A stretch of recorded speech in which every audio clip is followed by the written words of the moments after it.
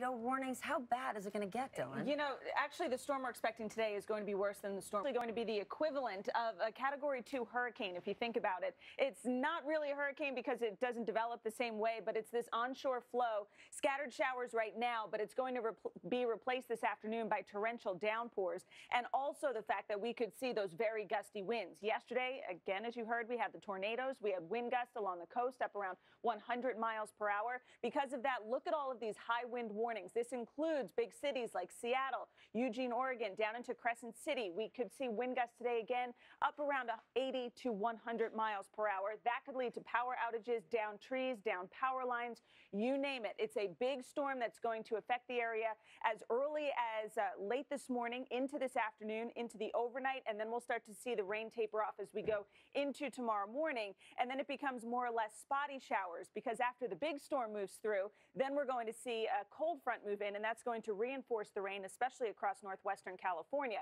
So wind gusts through the day will be on average around 50 miles per hour. But again, right along the immediate coastline and the beaches themselves, that's where we could see wind gusts in excess of 100. We're also looking at possibly more than 10 to 15 inches of rain, especially near Crescent City, California. That could lead to some flash flooding as well. So the combination of wind and rain, it is going to be a nasty weekend in the Northwest. Wow. Thanks, Dylan.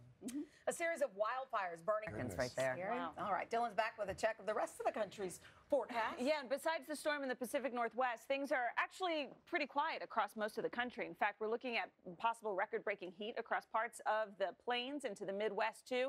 We've got crystal clear blue skies across the Northeast, a couple of clouds through the Mid-Atlantic, but that's really about it. We are going to really focus, though, on the heavy wind or heavy rain and strong winds, especially in the Pacific Northwest. Again, we could see gusts near Category 2 hurricane strength, so it is going to be a very strong storm making its way onshore. Let's look at the weather across the country. Now here's a peek out your window.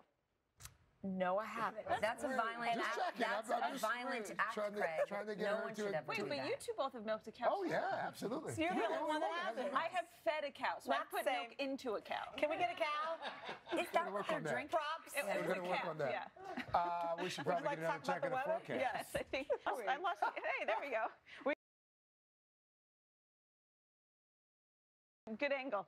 We are looking at the jet stream staying way to the north for this weekend. We are looking at possibly record-breaking high temperatures as we go through the day today. Look at North Platte, Nebraska, 81 degrees. That's 18 degrees above average. Even Kansas City above average. St. Louis should hit 80 degrees today. Sunday, Chicago getting up to 72. Cincinnati, 80 degrees. Even Erie, Pennsylvania, up around 69. That's 13 degrees above average. It's all spreading eastward. D.C. will be close to 80 on Monday. Boston up to 72. That's 14 degrees above average.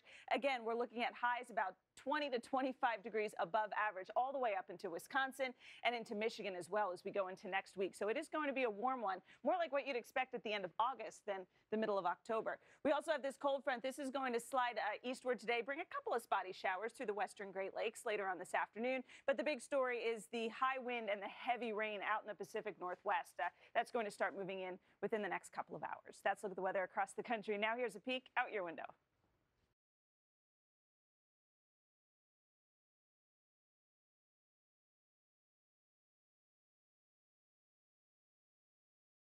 No wrestling, but a lot of excitement here on the plaza.